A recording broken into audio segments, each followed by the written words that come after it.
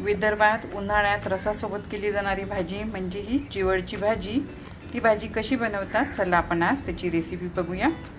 भाजी आपल्याला स्वच्छ करून घ्यायची आहे, म्हणजे त्यामध्ये असलेलं गवत काड्या जास्तीच्या त्या काढून टाकायच्या आहेत आणि स्वच्छ धुवून घ्यायची आहे. मी स्वच्छ धुवून घेतलेली आहे. आता ती आपल्याला बारीक कट करून घ्यायची आहे. भाजी मी इथे कट करून घेतलेली आहे. एक कांदा कट करून घेतलेला आहे, त्यानंतर थोडी कैरी कट करून घेतलेली आहे, एक हिरवी मिरची, लसूण कट करून घेतलेला आहे, त्यानंतर थोडीशी कोथिंबीर आणि आपल्याला वरून टाकण्यासाठी हे डाळीचं पीठ म्हणजेच बेसन लागणार आहे. कढईमध्ये तेल घालायचं आहे, मोहरी घालायची आहे, जिरे घालायचे आहे,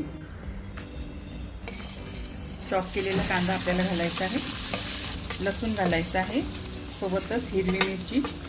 कांदा आपल्याला लाल होऊ द्यायचा आहे. केलेली कैरीसुद्धा आपल्याला तेलातच घालायची आहे. कैरी घातल्यामुळे भाजीची चव खूपच छान येते. कांदा छान लाल झालेला आहे. आता आपल्याला हळद घालायची आहे, लाल मिरची पावडर. आता ही कट केलेली भाजी आपल्याला यामध्ये ॲड करायची आहे. चवीनुसार मीठ घालायचं आहे, थोडंसं पाणी ॲड करायचं आहे आणि झाकण ठेवून भाजी थोड्या वेळ शिजू द्यायची आहे. भाजी आपली शिजत आलेली आहे. आता आपल्याला यामध्ये बेसन ॲड करायचं आहे. सर्व छान मिक्स करून घ्यायचं आहे. भाजी ही चांगली ओलसरच राहील एवढंच आपल्याला बेसन यामध्ये ॲड करायचं आहे.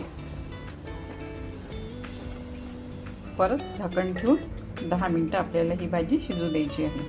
भाजी बघा किती मस्त झालेली आहे. वरून थोडी कोथिंबीर आपल्याला ॲड करायची आहे. तर ही रेडी झालेली आहे आपली विदर्भातली फेमस चिवळची भाजी.